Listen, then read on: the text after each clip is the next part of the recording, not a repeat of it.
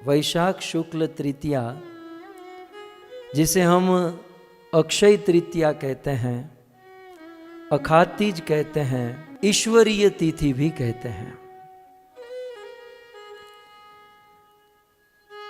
क्योंकि ये पूरे साल का बहुत बड़ा दिन है। चाहे अध्यात्म में, चाहे भौतिक में, सभी प्रकार की फील्ड में बड़ा महत्व दिया जाता है। अखात तीज या अक्षय तृतीया या ईश्वरीय तिथि की महिमा अनेकों वेद पुराण उपनिषद में बताई गई है। खास करके विष्णु पुराण, भविष्य पुराण और तैत्तरीय उपनिषद में अक्षय तृतीया की महिमा प्राप्त होती है। मैसेज तो बहुत घूमते होंगे व्हाट्सएप यहां वहां। यदि मैं शास्त्रों के अनुसार चलूं तो आज के दिन 25 इतिहास, आज के दिन 25 घटना घटी है। अब विस्तार करेंगे तो पूरा ये दिन ही समाप्त हो जाएगा। संक्षिप्त में अक्षय तृतीया की महिमा को सुनकर आगे बढ़ेंगे। भक्तों, किसी भी प्रकार का किया हुआ कार्य अक्षय हो जाता है। अक्षय समझते हैं? अक्षय, जिसमें से अ निकाल दो तो केवल क्षय बचता है। क्षय माने जीर्ण हो जाना, धीरे धीरे धीरे खत्म हो जाना। इस दुनिया में किसी भी वस्तु का नाश है।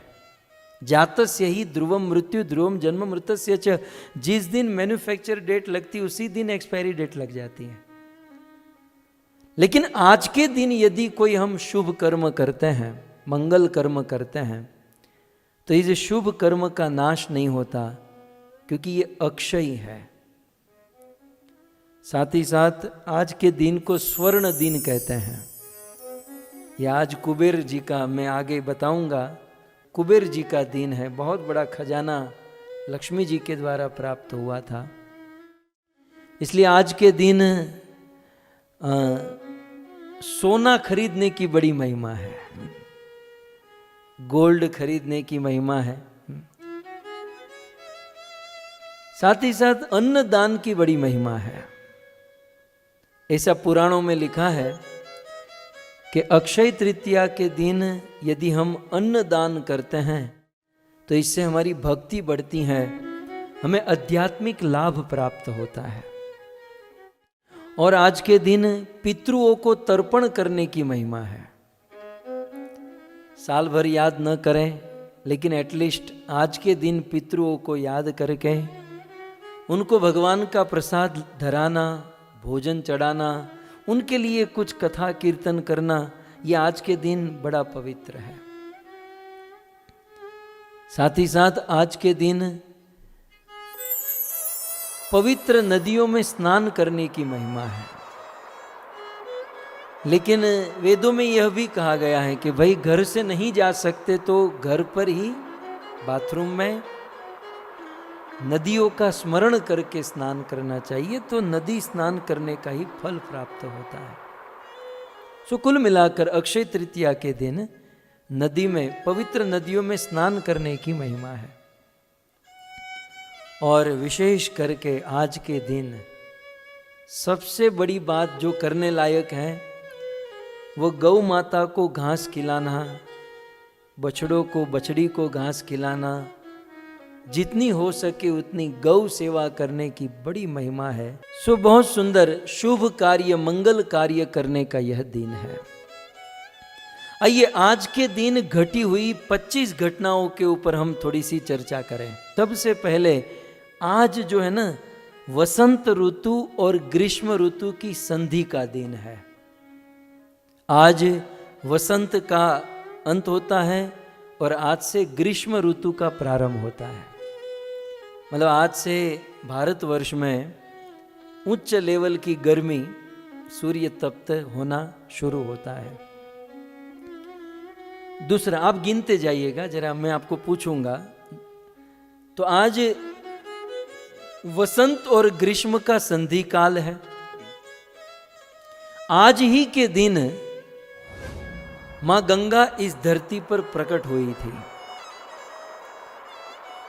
सूर्य वंश में रघुकुल के इक्ष्वाकु वंश के राजा महाराज सगर और फिर अंशुमान, फिर असमंजस और फिर दिलीप और फिर अंत में भगीरथ जी तपस्या करके मां गंगा को प्रसन्न किए और इस धरती पर प्रकट किए। बात आई इसलिए स्मरण करें कि जब मां गंगा को धरती पर आना था तो उन्होंने 2 शर्त रखी कि मैं प्रचंड वेग से ब्रह्मलोक से आऊंगी, मुझे यदि रोका नहीं गया तो मैं पाताल में चली जाऊंगी, तो मुझे रोकने का कोई उपाय, कोई आपको व्यवस्था करनी चाहिए। तब शिव जी ने कहा कि माँ गंगा मेरी जटा में आए, मेरे मस्तक पर आए और फिर यहाँ से हम रिलीज करेंगे, धीरे धीरे गंगा जल बहेगा। और दूसरी शर्त थी कि मुझ में हजारों लाखों पापी स्नान करेंगे, मैं पापों से भर जाऊंगी, तो मेरे पाप को दूर करने वाला कौन? तब भगीरथ जी कहते हैं कि माँ आप में पापी लोग तो स्नान करेंगे, लेकिन राम और कृष्ण के शुद्ध भक्त भी आप में स्नान करेंगे, और जब भगवान के शुद्ध भक्त आप में स्नान करेंगे तो आपके सारे पाप को हर लेंगे, आपको पवित्र कर देंगे। सार ये हैं कि माँ गंगा को भी पवित्र करने वाले भगवान के शुद्ध भक्त होते हैं। सो माँ गंगा ब्रह्मलोक से चली। बहुत सुंदर गंगा अवतरण की कथा श्रीमद् भागवत जी में है। ब्रह्मलोक से चली, अनेकों लोक पार करते हुए, और फिर कैलाश में शिव जी की जटा में आई। शिव जी की जटा में आई, शिव जी ने गंगा को बांध लिया और फिर शिव जी ने अपनी जटा से अनेकों माँ गंगा की धारा, मंदाकिनी, अलखनंदा, अनेकों प्रकार की धारा शिव जी की जटा से निकली। फिर गंगोत्री से होकर ऋषिकेश, हरिद्वार, प्रयाग और फिर गंगा सागर की ओर। सो गंगा को धरती को स्पर्श करने की जो डेट है वो है अक्षय तृतीया। वहां से निकली वो तो बहुत अलग, बहुत पहले ब्रह्मलोक से माँ गंगा चली थी और फिर धरती पर आकर गंगा सागर पहुंची, उसमें भी बड़ा टाइम लग गया। लेकिन स्पेशली ब्रह्मलोक से माँ गंगा धरती लोक पर आई तो वो अक्षय तृतीया के दिन माँ गंगा धरती पर प्रकट हुई। आइए आगे। आज के दिन की तीसरी महिमा है कि हमारे सौराष्ट्र का एक गरीब ब्राह्मण, जिनका जीवन बड़ा बड़ा दरिद्रमयी था, दुखमयी था, लेकिन उनका प्रण था कि मर जाऊंगा लेकिन किसी से मांगूंगा नहीं। यद्यपि ब्राह्मणों को 5 घर पर भिक्षा करने का अधिकार होता है, ब्राह्मण को कोई पाप नहीं लगता या कोई दोष नहीं लगता भिक्षा मांगने में, उनका अधिकार है और समाज को उनको देना ही होता है। लेकिन सुदामा अपने प्रण के काज, मर जाऊं पर मांगू नहीं, अपने प्रण के काज अयाचक वृत्ति के थे। लेकिन उनके बहुत संतान भी थे, पत्नी थी, और धन नहीं होने के कारण रहने के लिए घर नहीं, वस्त्र नहीं, खाने के लिए भोजन नहीं, बच्चे कई दिनों से भूखे, पत्नी सुशीला से वह दृश्य देखा नहीं गया।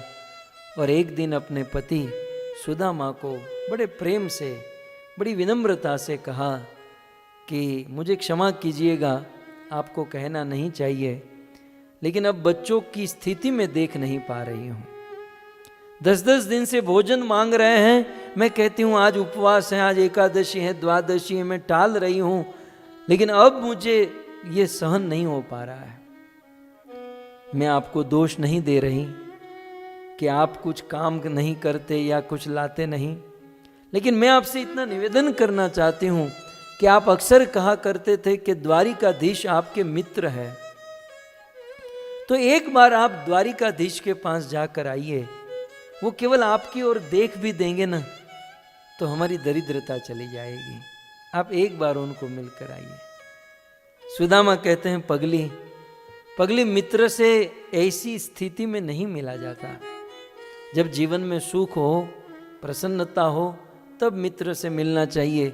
मैं क्या दुख दरिद्रता लेकर मित्र के पास जाऊंगा, मैं उनको दुखी करूंगा। सुशीला बिलख रही है, क्रंदन कर रही है। सुदामा सोच रहे हैं कि चलो जीवन में दरिद्रता तो मिली, कर्म के अनुसार ये दरिद्रता भोगत रहे हैं, लेकिन प्रभु ने पत्नी बहुत अच्छी दी है। किसी भी अवस्था में पत्नी का यदि साथ होना तो पति जी जाता है, अपना बुरा समय निकाल देता है। पत्नी का अच्छा साथ था और सुदामा ने मन में सोचा कि कितनी अच्छी पत्नी मिली है कि मुझे भगवान की सेवा, मुझे भगवान के दर्शन करने में नियुक्त कर रही है। एक और दुनिया की पत्नी, रविवार का दिन होता है और ये घर से बाहर जा रहा है, पत्नी रसोई किचन से चिल्लाती है, अजी कहाँ जा रहे हो? बोले आज संडे है ना तो इस्कॉन मंदिर जा रहा हूँ, मंदिर गए तो टांगे तोड़ दूंगी, खबरदार मंदिर गए तो। ये टीवी बिगड़ गया है, ये फ्रिज बिगड़ गया है, ये एयर कंडीशन कौन रिपेयर करेगा, ये है वो है। बेचारा हफ्ते में 6 दिन तो गधा और बैल बन जाता है, रविवार के दिन भी। सुदामा जी सोच रहे हैं कि धन्य है मेरी पत्नी, धन्य है। भक्तों, आपको कहूं, यदि भक्त पत्नी मिल जाए ना तो घर पर उत्सव मनाइएगा, क्योंकि अपने कुल में एक संस्कारी बहू, अपने कुल में एक संस्कारी बेटी बहू पत्नी आ जाती है ना तो 21 पीढ़ी को तारने की ताकत वो पत्नी रखती है, वो स्त्री रखती है। और दूसरी ओर एक बुरी स्त्री, बुरा पात्र यदि घर पर आ गया तो सुंदर से बगीचे को उजाड़ कर रख देती है। सो कोई संस्कारी पत्नी मिलना, और उसमें भी राम और कृष्ण की भक्त पत्नी मिलना, ये तो पतियों के लिए बहुत बड़े सौभाग्य की बात है। मैं अक्सर सोचूं कि अच्छा पति प्राप्त करने के लिए कन्याओं के लिए कितने व्रत है। આપણે ત્યાં ગુજરાતમાં મોળાકત રહેતા હોય ને, નાની નાની કન્યાઓ મોળાકત રહે, પછી મોટી થાય તો જયા પાર્વતી व्रत रहती हैं। बहुत सारे व्रत कन्याओं के लिए हैं कि अच्छा पति मिल जाए। और बेचारी कन्याएं मेहनत भी करती हैं, भूखे रहना और कभी नमक न खाना, ये न खाना। लेकिन पुरुषों के लिए कोई व्रत नहीं। सारे व्रत स्त्रियों के लिए, पुरुषों के लिए एक भी व्रत नहीं कि अच्छी पत्नी मिल जाए। कारण यही है कि भारतवर्ष में प्रत्येक स्त्री पवित्र है। किसी भी पात्र को चुन लो, आपका जीवन धन्य है। लेकिन पुरुष में ऑप्शन है। शराब पीकर घर पर आए और घर आकर चिल्लाए, ऐसा पुरुष यदि प्राप्त हो जाए तो भव बिगड़ जाए। सो कुल मिलाकर एक पत्नी पूरे परिवार को तार सकती। सुदामा जी मन में सोचे कि कितनी सुंदर पत्नी, अयम ही परमो लाभो कृष्ण दर्शन लालसा। मेरी पत्नी के सहयोग से आज मुझे कृष्ण के दर्शन का मौका मिल गया, प्रभु के दर्शन का आज मुझे भगवान के पास भेज रही है। सुदामा ने सुशीला से कहा कि देवी बात तो बहुत अच्छी की, लेकिन मित्र के पास खाली हाथ नहीं जाते। अब कथा तो बहुत लंबी है भक्तों, मुझे तो 25 चीज पूरी करनी है। एक मिनट भी लूंगा तो 25 मिनट हो जाएगी। सो सार में यही, वह सुशीला पड़ोस में जाती हैं और किसी से मांग कर चावल या पौवा लेकर आती हैं, एक कपड़े में बांधकर सुदामा को देती हैं। और सुदामा लकड़ी के सहारे चलते हुए पोरबंदर से द्वारिका जाते हैं।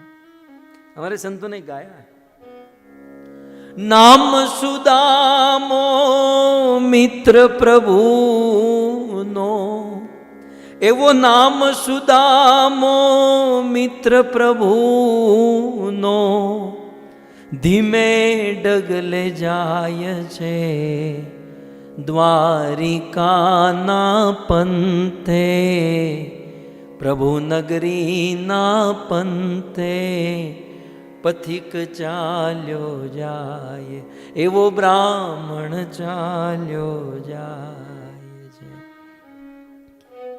दुर्बल देह है, लकड़ी के सहारे चल रहे हैं, हवा का जोर से झोंका आ जाए तो गिर जाते हैं।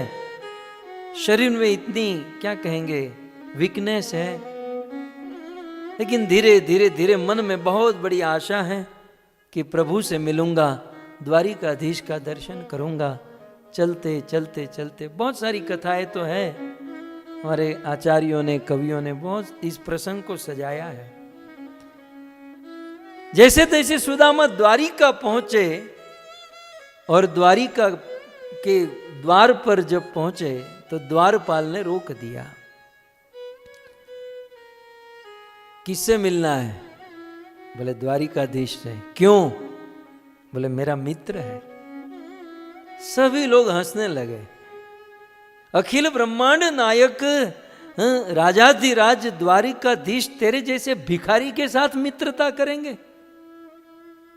तेरे जैसे हजारों यहां पर आते, भागो यहां से। सुदामा कहते नहीं, मुझ पर विश्वास करो, मुझ पर विश्वास करो, वो मेरा मित्र है, वो मेरा मित्र है। सुदामा बार बार निवेदन करते हैं, लेकिन ये लोग मानते नहीं हैं। सुदामा को जब जाने नहीं दिया तो अंत में सुदामा कहते हैं कि ठीक है, आप नहीं मिलने दोगे तो मैं यहीं पर बैठा रहूंगा, राह देखूंगा, और राह देखते हुए मेरे प्राण निकल गए। यदि मैं जिंदा नहीं रहा और द्वारिकाधीश यहां से आए तो मुझ पर दृष्टि तो करेंगे, और मुझ पर दृष्टि करके द्वारिकाधीश पूछे कि ये कौन है, तो इतना कह देना पोरबंदर से आपका सखा आया था, आपका वो गुरुकुल वाला मित्र आपको मिलने आया था। जब कृष्ण को पता चलेगा ना, 2 आंसू मुझ पर गिराएंगे और रोएंगे। मुझे विश्वास है मेरे सखा पर। जब इतना सुना तो एक द्वारपाल को दया आई, वो न हो शायद कृष्ण का मित्र हो, कृष्ण को बताने में क्या हर्ज है। तो वह द्वारपाल कृष्ण के पास गया। कृष्ण तो अपनी 16,108 रानियों के बीच में सोने के सिंहासन पर बैठे हैं, भोजन कर रहे हैं, और द्वारपाल आकर कहता है प्रभु आपको मिलने के लिए कोई आया है। कृष्ण ने कहा कौन? नारायण कवि ने बहुत सुंदर पद लिखा। वो द्वारपाल कृष्ण से कहता है, शीश पगान जगातन पे कहां से आई बसे के ही गामा, धोती फटी सी लटी दुपटी और उपाय उपा नह की नहीं सामा। शीश पगा, सबसे पहले भक्तों द्वापर युग में या 50 साल पहले हम गांव में देखते थे कि किसी भी व्यक्ति की पहचान उनकी पगड़ी से होती थी। राजस्थान वालों की कोई और पगड़ी, गुजरात की कोई और, सौराष्ट्र की, महाराष्ट्र की, मारवाड़ की, तो पगड़ी से पहचान होती थी। लेकिन शीश पगान जगातन पे, मस्तक पर पगड़ी ही नहीं पहनी। पगड़ी होती तो समझ में आ जाता कहां का है। कहां से आई बसे कहीं गामा, वो कहां से आया है, कहां रहता है, हम कुछ नहीं जानते हैं। लेकिन हां, धोती फटी सी लटी दुपटी और उपाय उपान की नहीं सामा। फटी हुई धोती है, इतने छेद धोती में है कि इसे समझना मुश्किल है। और पाई उपान की नहीं सामा, अपने पांव पर खड़े रहने में समर्थ नहीं है प्रभु। कुछ देर यदि उनके पास नहीं गए तो वो गिर जाएगा। और उपाई उपान की नहीं सामा। द्वार खड़ो द्विज दुर्बल देखी रहियो चकिसो बसुधा अभिरामा। वो द्वार पर खड़ा है, बस एक दृष्टि लगाकर बैठा है, खड़ा है कि कब अभिराम, कब कृष्ण आएंगे, कब कृष्ण आएंगे। कृष्ण ने कहा लेकिन तुमने उनका नाम पूछा? बोले हाँ प्रभु, पूछत दीन दयाल को धाम। प्रभु जब हमने पूछा कि आपका नाम क्या है, पूछत दीन दयाल को धाम, बतावत आपनो नाम सुदामा। सुदामा, ये 3 अक्षर सुनकर तो द्वारिकाधीश अपने सोने के सिंहासन से कूद पड़ा। सुनकर ही दौड़े चले आए मोहन, सुनकर ही दौड़े चले आए मोहन, लगाया गले से सुदामा को मोहन, लगाया गले से सुदामा को मोहन। कृष्ण अपने सोने के सिंहासन से कूद गए, दौड़ने लगे। कृष्ण के बाल बिखर गए, कृष्ण का दुपट्टा गिर गया। कृष्ण को कोई ज्ञान नहीं, देह की कोई सुध-बुध नहीं। सारे द्वारिकावासी मार्ग पर आ गए। आज तक द्वारिकाधीश तेज गति से चला नहीं, आज इतना तेज दौड़ क्यों रहा है? सब लोग देखते रह गए और सुदामा दूर खड़े हैं। कृष्ण जोर से चिल्लाए, सुदामा, और करके कृष्ण ने सुदामा को अपने गले लगा लिया है।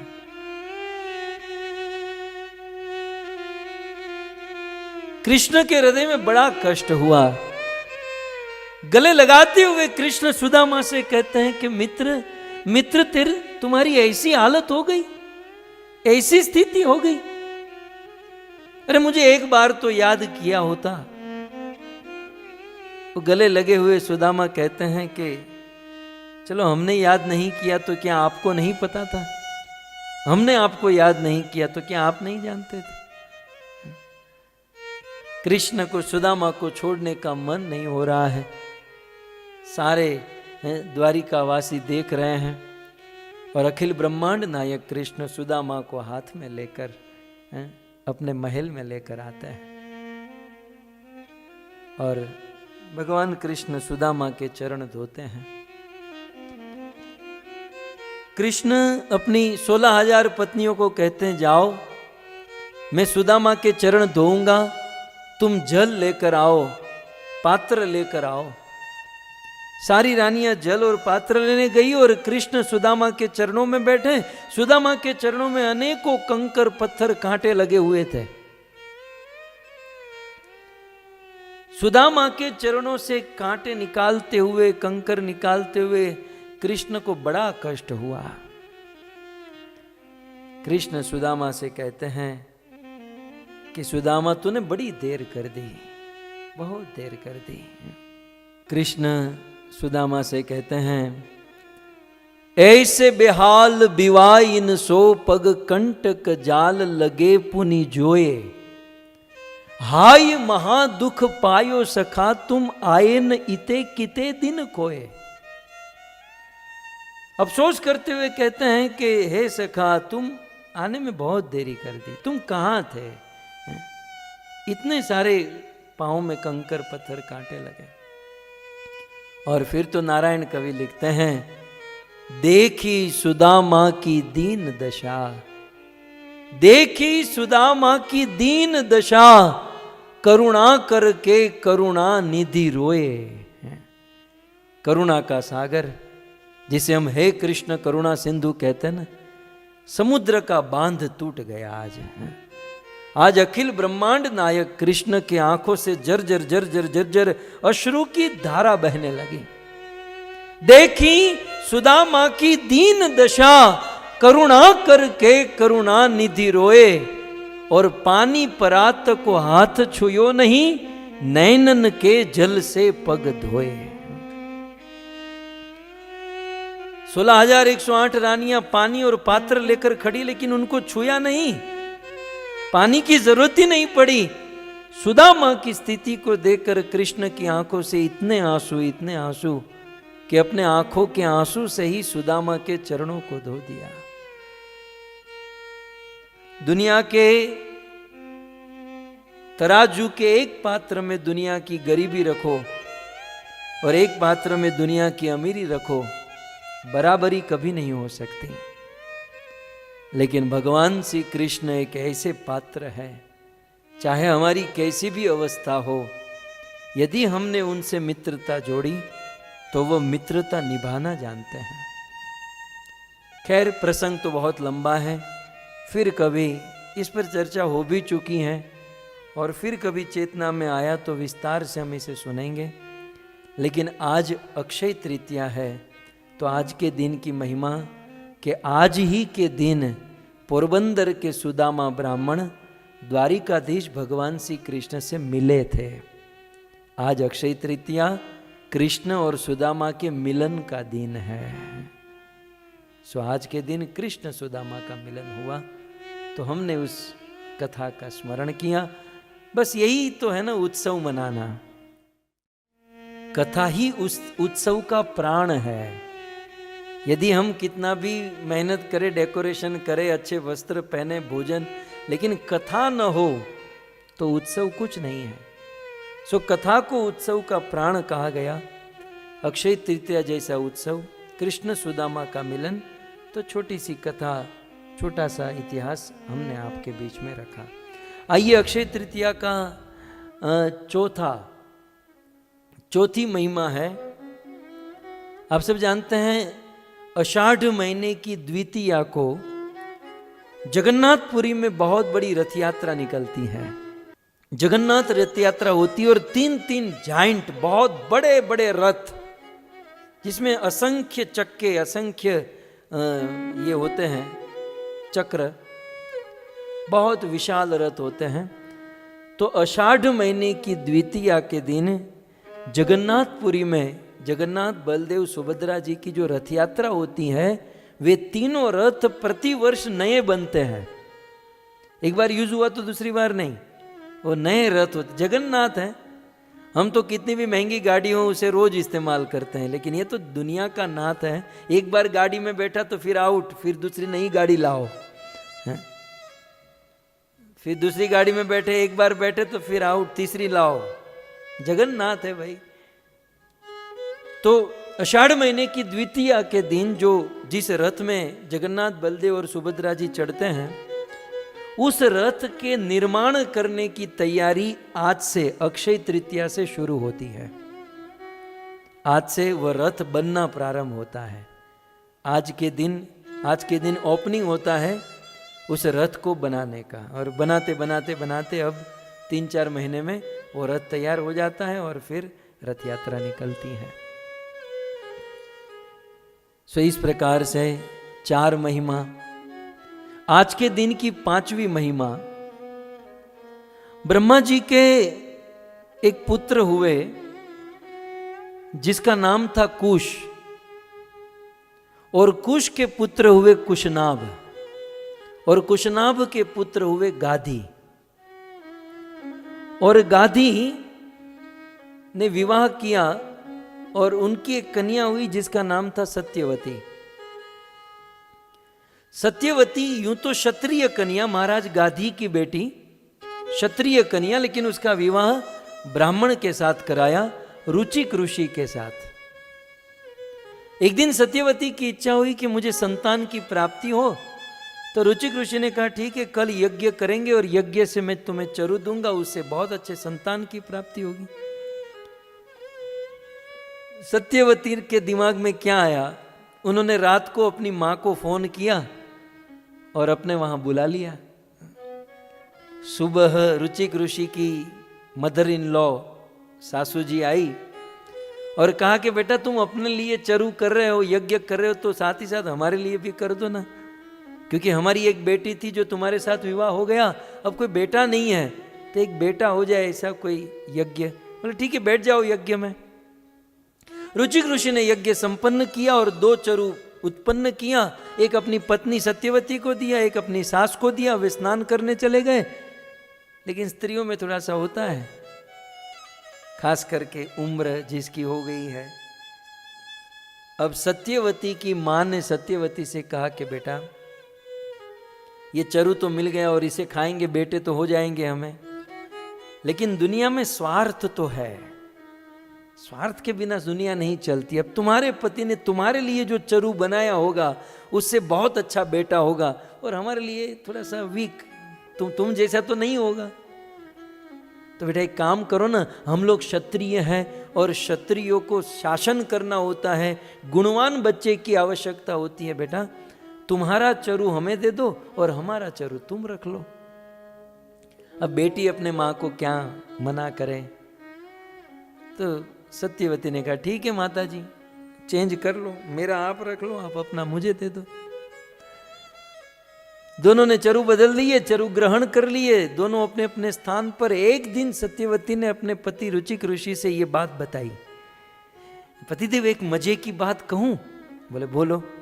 बोले उस दिन आपने जो चरु दिए थे ना, हमने वो एक्सचेंज कर लिए। रुचिक ऋषि माथा पीटने लगे कि किसने कहा था एक्सचेंज करने के लिए? बोले मेरी माँ ने कहा कि मेरे पास जो चरु उससे अच्छा लड़का होगा, उनसे अच्छा नहीं होगा, तो हमने एक्सचेंज कर लिए। रुचिक ऋषि ने कहा कि अनर्थ हो जाएगा। बोले क्यों? बोले तुम्हारी माता जी क्षत्रिय है, तो मैंने क्षत्रिय बेटे का गुण हो, क्षत्रिय गुण वाला बेटा हो, ऐसा चरु उत्पन्न किया था तुम्हारी माँ के लिए। और हम लोग ब्राह्मण है, तो हमें ब्राह्मण गुण वाला बेटा हो, इसलिए हमें ऐसा चरु किया था। अब तुमने एक्सचेंज कर लिया, अब तुम्हारी माँ क्षत्रिय है तो वहां ब्राह्मण गुण वाला बेटा होगा, और तुम ब्राह्मणी हो तो तुम्हें घोर स्वभाव, क्षत्रिय स्वभाव वाला बेटा होगा। सत्यवती रुचिक ऋषि के चरणों में गिर गई, महाराज कुछ भी हो, मुझे घोर स्वभाव वाला बेटा नहीं चाहिए, मुझे उग्र स्वभाव वाला बेटा नहीं चाहिए। मैंने आपकी सेवा की, आप कुछ कीजिए, मेरा कुछ कीजिए। जब बहुत बहुत निवेदन किया, प्रार्थना प्रणाम स्तुति की, तब रुचिक ऋषि ने कहा ठीक है, मैं ज्यादा तो कुछ नहीं कर सकता हूं, लेकिन एक परंपरा को पीछे ढकेल सकता हूं। माने तुम्हारा पुत्र जो घोर स्वभाव वाला होने वाला है, तो अब तुम्हारा पुत्र घोर स्वभाव वाला नहीं होगा, तुम्हारे पुत्र का पुत्र घोर स्वभाव वाला होगा, क्षत्रिय स्वभाव वाला। बोले ठीक है, चलो जितना हो सके उतना। तथास्तु कहा, और फिर क्या हुआ? महाराज गादी जो क्षत्रिय थे, लेकिन उनके पुत्र हुए ब्राह्मण स्वभाव वाले विश्वामित्र, क्षत्रिय होकर भी ब्राह्मण स्वभाव, महर्षि विश्वामित्र का। और यहां पर ब्राह्मण थे तो इनके पुत्र हुए जमदग्नि। सत्यवती और रुचिक ऋषि के पुत्र हुए जमदग्नि, और फिर वो चरु के अनुसार जमदग्नि के पुत्र घोर स्वभाव वाले क्षत्रिय रुधिरमये जगत पगतापम स्नपयसी पयसी शमित भवतापम केशव धृत भगुपति रूप भृगुप्रति रूप जय जगदीश हरे। उग्र स्वभाव, घोर स्वभाव, फरसु, एक हाथ में फरसु होता है, एक हाथ में धनुष बाण, और बाण जो है ना कमान पर चढ़ाया हुआ ही होता है, न जाने कब जरूरत पड़ जाए। यहां बहुत यहां बदमाश लोग रहते हैं, ये सोचकर परशुराम जी, ऐसा वर्णन है। अब कितना मैं आपको विस्तार करने जाएंगे तो बहुत ये हो जाएगा, ज्यादा विस्तार हो जाएगा। लेकिन कार्तवीर सहस्त्रबाहु युद्ध करके जब वापस लौटा तो जमदग्नि के आश्रम में आया, और जमदग्नि ऋषि के पास गाय थी, और उन्होंने गाय मांगी, उन्होंने मना किया, तो इस कार्तवीर अर्जुन ने जमदग्नि ऋषि का मस्तक काट दिया और चला गया। और उस समय परशुराम जी वन में लकड़े काटने गए थे, लकड़े काटकर वापस आए। उन्होंने अपनी माँ रेणुका को 21 बार छाती पीटते हुए देखा। कहा माँ क्या हुआ, छाती क्यों पीट रही हो? 21 बार छाती पीटी। बोले वो कार्तवीर अर्जुन सहस्त्रबाहु तुम्हारे तुम्हारे पिता के गले को काट कर चला गया, वो गाय के चक्कर में, वो गाय चाहता था हमारी।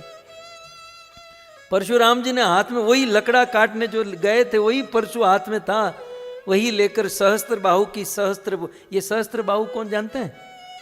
रावण को 6 महीने तक बगल में दबा कर रखा था, मच्छर की तरह रावण को उठा लिया था।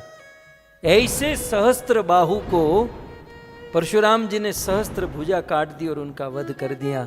और बोले ये सहस्त्रबाहु ही नहीं, दुनिया के सारे क्षत्रिय ऐसे हैं, पूरे धरती के सारे क्षत्रियों का विध्वंस कर दिया, क्षत्रिय विहीन पृथ्वी कर दी।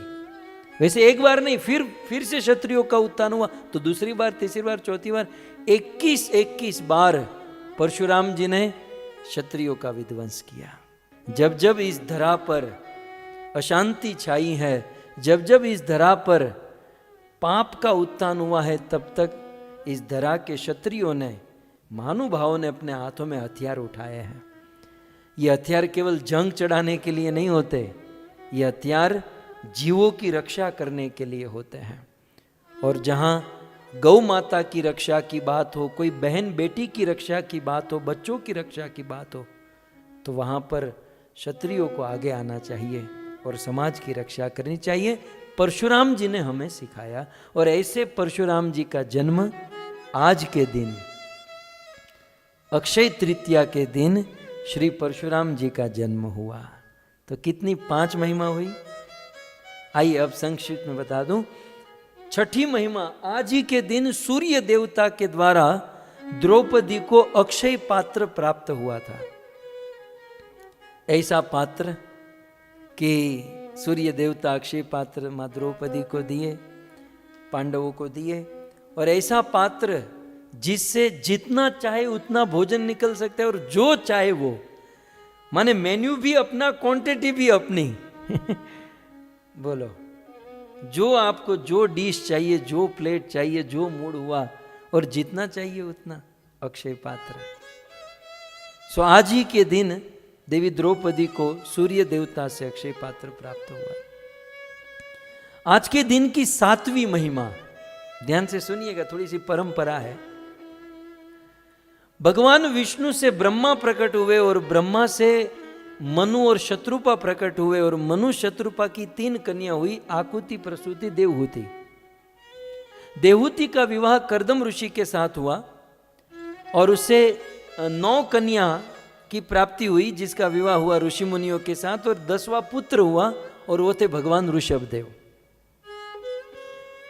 फिर आकुति का विवाह, दूसरी मनु शत्रुपा की दूसरी कन्या आकुति का विवाह रुचि प्रजापति के साथ हुआ, जिससे 2 जुड़वा संतान हुई, यज्ञ और दक्षिणा। और फिर यज्ञ और दक्षिणा के 12 संतान हुई, तोष, प्रतोष, संतोष, हविर्भु इत्यादि 12 संतान उनके हुए। फिर मनु शत्रुपा की तीसरी कन्या, जिसका नाम था प्रसूति, ये देवहूति की छोटी बहन प्रसूति। देवहूति, आकुति और प्रसूति, तो प्रसूति छोटी बहन, ये छोटी का विवाह मनु महाराज ने दक्ष प्रजापति के साथ कराया। दक्ष, जिसकी कथा रामायण में भी है, भागवत में भी है, शिव पुराण में भी। तो प्रसूति का विवाह दक्ष प्रजापति के साथ कराया, जिससे उनको 16 कन्या की प्राप्ति हुई। प्रसूति और दक्ष से 16 कन्या हुई। एक कन्या का नाम था स्वादा, उनका विवाह पितृगण के साथ कराया। दूसरी कन्या का नाम था स्वादा, जिनका विवाह अग्नि के साथ कराया। एक कन्या का नाम था सती, दक्ष प्रजापति की कन्या सती, जिसका विवाह शिव जी के साथ कराया। फिर अन्य 13 कन्या जो थी, उन 13 कन्या का विवाह दक्ष प्रजापति और प्रसूति ने धर्म के साथ कराया। और धर्म के साथ विवाह करके उन 13 कन्याओं को एक एक पुत्र की प्राप्ति हुई। उन 13 कन्या में सबसे छोटी कन्या थी, जिसका नाम था मूर्ति। अब समझ में आया? मूर्ति, जिनके माता पिता है दक्ष और प्रसूति, और ये प्रसूति देवहूति की बहन, मनु महाराज की कन्या। तो मनु महाराज की कन्या हुई प्रसूति, जिसका विवाह हुआ दक्ष से, और उनकी बेटी हुई मूर्ति। तो मूर्ति का विवाह धर्म के साथ हुआ, और मूर्ति और धर्म से भगवान नर और नारायण का प्राकट्य हुआ। तो आज के दिन, अक्षय तृतीया के दिन, भगवान नर नारायण इस धरती पर प्रकट हुए। किसके पुत्र के रूप में? मूर्ति और धर्म के पुत्र के रूप में। ये मूर्ति और धर्म कौन? दक्ष की बेटी और प्रसूति की बेटी। और ये कौन? तो देवहूति की बहन मनु महाराज की। तो ये थोड़ी सी परंपरा आज, क्योंकि उनका दिन है तो स्मरण करना ये भक्ति है। सो इस प्रकार से मूर्ति और धर्म से भगवान नर नारायण प्रकट हुए। और प्रकट का कारण आप सब जानते ही हैं, सहस्त्र कवच असुर को मारने के लिए। और फिर इस कलयुग में अनेकों लोग पाप कर रहे हैं, पृथ्वी पर भार बढ़ रहा है। इस पापों को कम करने के लिए भगवान नर और नारायण हमारे बिहाफ में, याद रखिएगा, हम सब मनुष्यों के बिहाफ में भगवान नर नारायण बद्रीनाथ में आज भी तपस्या कर रहे हैं। कई बार कुछ लोग मुझे पूछते हैं, प्रभु इतना पाप हो रहा है, इतनी गो हिंसा, इतना जीव हिंसा, गोवध, इतना इतना पाप हो रहा है, फिर भी सब कुछ ठीक क्यों चल रहा है? क्योंकि नर और नारायण तपस्या कर रहे हैं, इसलिए ये सब स्थिर है। यदि वो तप न करे तो सब अस्थिर हो जाए। तो और एक पॉइंट मैं आपके लिए कह दूं कि भगवान नर और नारायण निरंतर तपस्या बद्रीनाथ धाम में करते हैं। आज यदि कोई बद्रीनाथ धाम जाकर साल में एक बार भी एटलीस्ट बद्रीनाथ धाम जाता है और भगवान नर नारायण को प्रणाम करता है, तो साल भर भगवान नर नारायण जो तपस्या करते हैं उनका फल उनके प्रणाम करने मात्र से प्राप्त हो जाता है। सो श्री बद्रीनाथ धाम की, सो श्री बद्रीनाथ धाम, यहां पर उद्धव जी आज भी विराजमान है। नारद मुनि साल भर सेवा करते हैं और भगवान नर नारायण यहां पर विराजमान है। तो मन में प्रश्न होगा कि भगवान नर नारायण के पास जाने के लिए बद्रीनाथ कब जाए? तो भक्तों 8वीं महिमा, 7वीं महिमा तो सुन ली कि धर्म और मूर्ति का पुत्र नर और नारायण हुए। अब 8वीं महिमा आज के दिन की कि बद्रीनाथ जाने के लिए जो द्वार खुलते हैं वो द्वार अक्षय तृतीया के दिन खुलते हैं।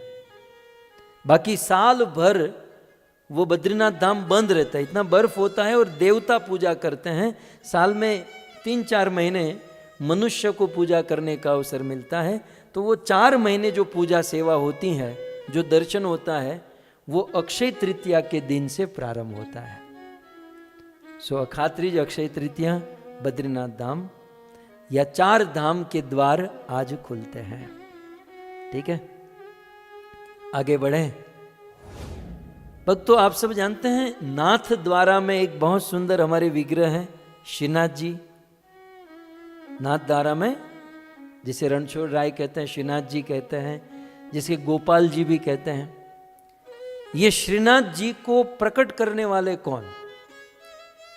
आगे चलकर श्रीनाथ जी की सेवा श्रीपाद महाप्रभु वल्लभाचार्य और फिर गोसाई परंपरा में चली, लेकिन श्रीनाथ जी को प्रकट करने वाले कौन?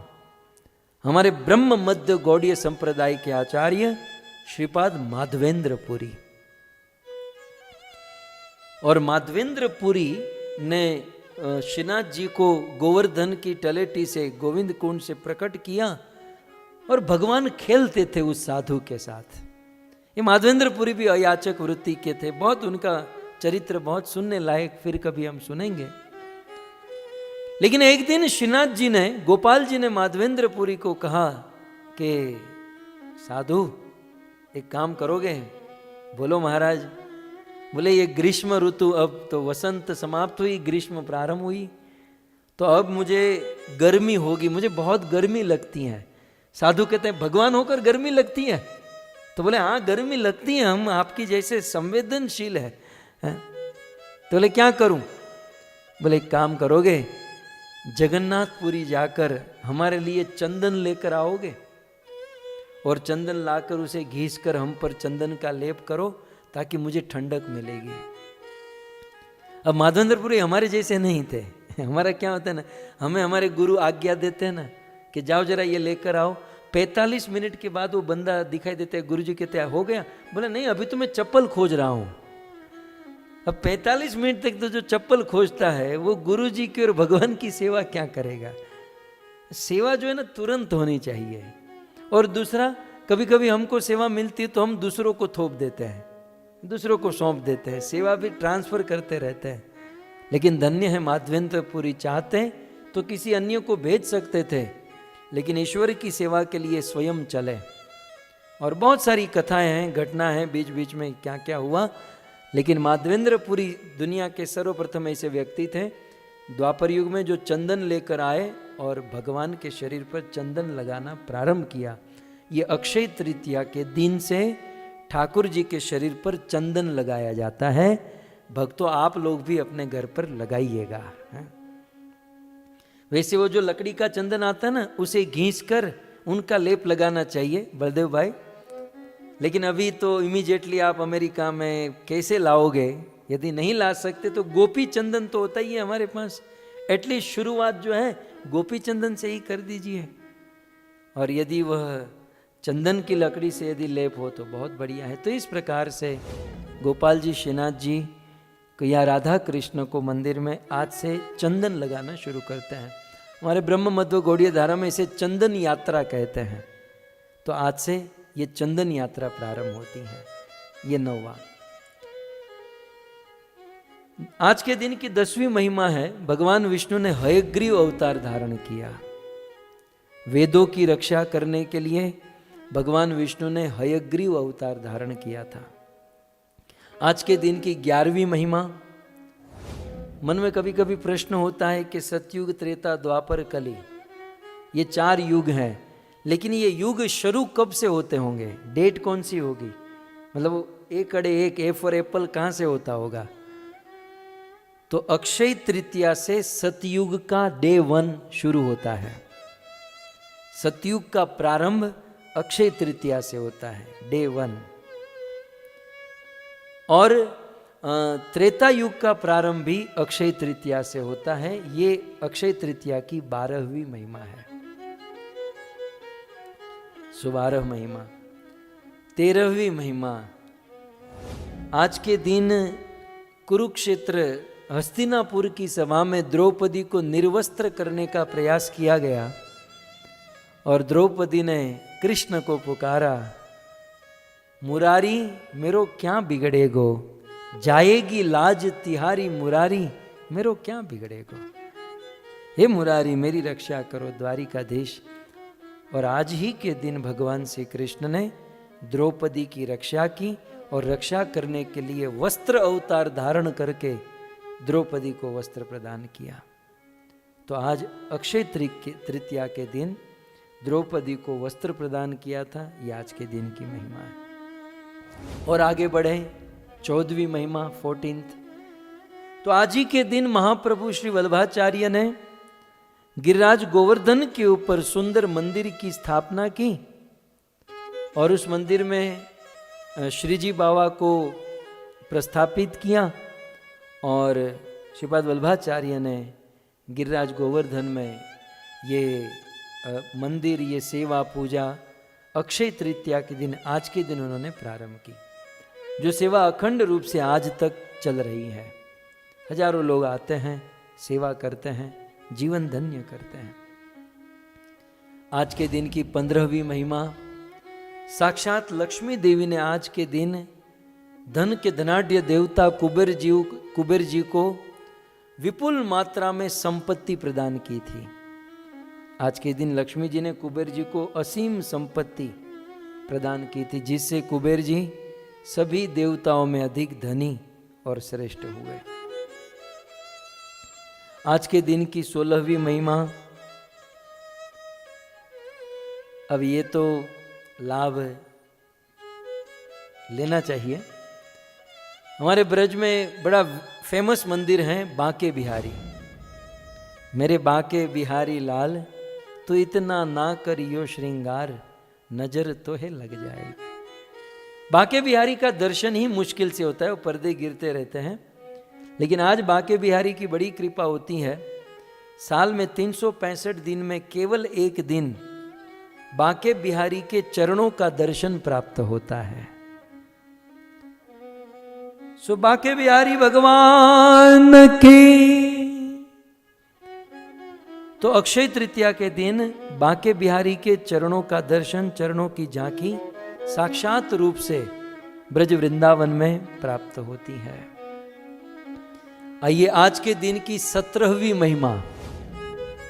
श्रीमद् भागवत जी में लिखा, यदा मृदे कौरव सृंजयानाम वीरेशवतो वीरगतिम गतेषु वृको दरा विद्वगदा विमर्श भग्नोरुदंडे धृतराष्ट्र पुत्रे। ये जो श्लोक है श्रीमद् भागवत जी में महाभारत के युद्ध की समाप्ति की जो घोषणा है वो अक्षय तृतीया के दिन की गई थी। महाभारत के युद्ध की समाप्ति अक्षय तृतीया के दिन हुई थी। आज उस रणभूमि में सब कुछ शांत हुआ था। तो यह है 17वीं महिमा। अक्षय तृतीया की 18वीं महिमा, आज के दिन जगत माता अन्नपूर्णा देवी का जन्म हुआ था। हम सब प्रणाम करें अन्नपूर्णा माता को। तो आज ही के दिन जगत माता श्री अन्नपूर्णा देवी का प्राकट्य, अन्नपूर्णा देवी का जन्म, यह है आज के दिन की। आज के दिन की 19वीं महिमा, ब्रह्मा जी के पुत्र अक्षय कुमार का जन्म आज ही के दिन हुआ था। आज के दिन की 20वीं महिमा, ये ग्रंथराज पुराण सम्राट, पुराण तिलक, सभी पुराणों में उत्कृष्ट श्रीमद् भागवत आज ही के दिन वेदव्यास जी बोलना शुरू किए और अक्षय तृतीया के दिन गणेश जी इस भागवत को लिखना शुरू किए थे। तो ग्रंथराज श्रीमद् भागवतम महापुराण की आज के दिन भागवत जैसा महान ग्रंथ लिखना प्रारंभ किया गया था। आप विचार करो कितना बड़ा दिन है आज का। भागवत जैसा ग्रंथ आज लिखना शुरू किया गया था। आज के दिन की महिमा और थोड़ा सा आगे बढ़े तो आज ही के दिन भगवान ऋषभ देव ने 13 महीने तक उपवास किया था। 13 महीने तक भगवान ऋषभ देव ने कुछ ग्रहण नहीं किया था। और आज अक्षय तृतीया के दिन गन्ने का जूस पीकर भगवान ऋषभ देव ने पारण किया था। जैन धर्म में 12-24 तीर्थंकर जो मानते हैं, उनमें से प्रथम तीर्थंकर वे भगवान ऋषभ देव को मानते हैं। तो जैन मत के अनुसार भगवान ऋषभ देव ने 13 महीने तक तप किया और आज उन्होंने गन्ने का रस पीकर अपना पारण किया और ये व्रत छोड़ा था। और आज के दिन भगवान शंकराचार्य, शिव जी के अंश जो शंकराचार्य प्रकट हुए, आज ही के दिन भगवान शंकराचार्य, आदि शंकराचार्य ने कनक धारा स्तोत्र, बहुत सुंदर ग्रंथ, अद्भुत ग्रंथ, कभी पढ़िएगा। भगवान शंकराचार्य ने आज ही के दिन कनक धारा स्तोत्र लिखना प्रारंभ किया था। और आज ही के दिन अंत, मतलब आज ही के दिन शंकराचार्य जी ने कनक धारा का स्तोत्र। तो इस प्रकार से अक्षय तृतीया की अनंत अनंत महिमा है। सो आप सभी भक्तों ने इस अक्षय तृतीया के दिन इन महिमा को ध्यान में रखते हुए, भागवत कथा तो चली रही है, कथा कीर्तन का तो लाभ ले ही रहे हैं,